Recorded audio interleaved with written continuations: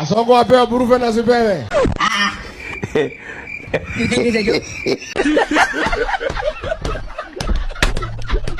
For just a second. I will not sign the 2054. The president should wait for his salary. He should not have access to public money. He should not be able to have the capacity to move around and offer people projects. The projects must come through the budgets that the parliament passes, and it should be more important in this country to elect an MP than to elect a president, or to elect an MCA than to elect a governor.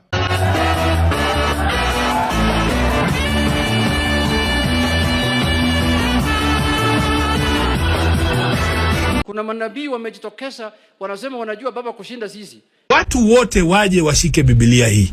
Na nataka niseme nikiwa nimeshikilia hii Biblia. Hamna siku, mimi Sifuna, kama katibu mkuu wa chama, hakuna siku baba Raila Amolo Odinga alisema ataunga mkono William Ruto. Nimeshangaa iko mtu hapa Kenya anajua baba kushinda mimi. Alituambia kwa sababu William Ruto alipenya kuingia katika uongozi na chini ya kura 1,200 baada yeye kupoteza uungwaji mkono Kenya nzima.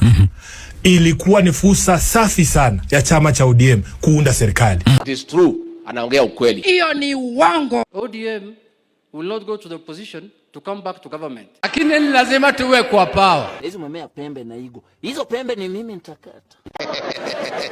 Mimi ndio Sifuna nikiwa bado katibu mkuu wa chama cha ODM. I don't care whether somebody goes and declares himself a party leader. Party leader, you can be a party leader of the trees. Wale ambao wanafikiria watatuingizia ufitna kati yetu, tunawaambia ngoo. Alifikiria yeye peke yake ndiye anajua ngoo. Oburu Oginga is the elected party leader of ODM. And if you think you have any other way of taking this thing, I tell you, watatuweza.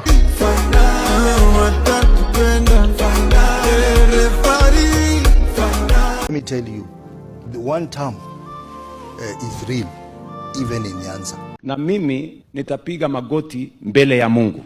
Wanajifanya ati hao ni Mungu. Wengine ni wakora.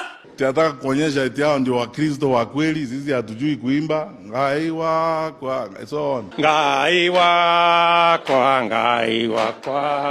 Tunabeba Biblia kubwa inaweza kumwangusha chini. Anaenda kule. Ngai wako, ngai wako.